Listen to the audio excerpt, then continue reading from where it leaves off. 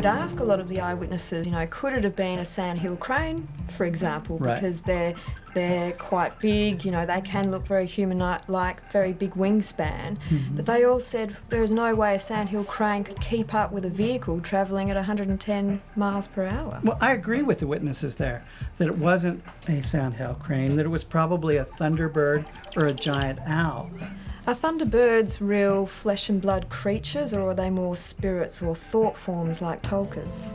I sense that the Thunderbirds are flesh and blood specimens, that indeed you have zoological history, archaeological history from the La Brea tar pits of the Teratorns, which were gigantic birds related to the condors, 20-foot wingspan, and they really, we know that they have been found in association with humans, with the native peoples, so there seems to be something there. So if they are flesh and blood creatures, why are we not seeing more of them? Why are people not seeing them all the time? Well, actually, people are seeing them, but because there's the ridicule curtain that people are made fun of if they see these large birds that don't exist, that's one thing that happens.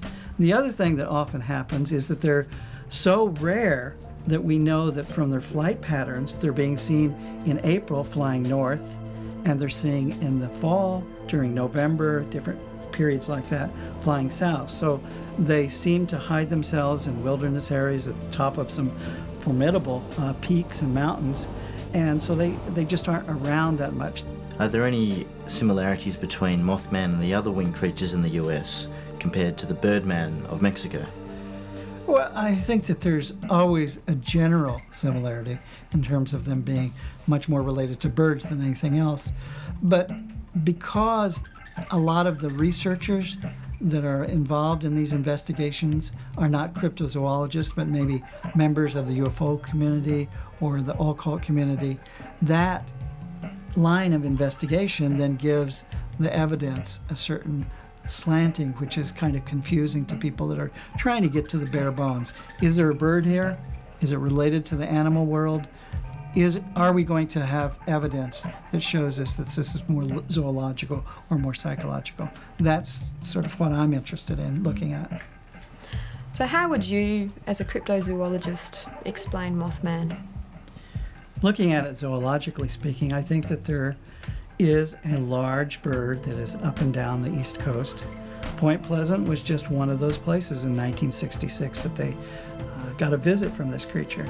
I actually commissioned an artist to do this sculpture, and it basically shows what I think Mothman looks like. Mothman is much more owl-like, has huge wings, really 20 feet across, gives it that ability to really ride the wave of a car, the heat from a car, and that draft that occurs.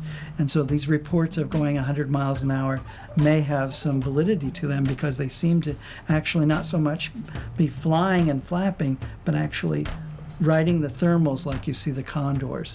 And the red eyes that are often reported is really a reflective factor and has nothing to do with there's, you know, any kind of glowing from the eyes.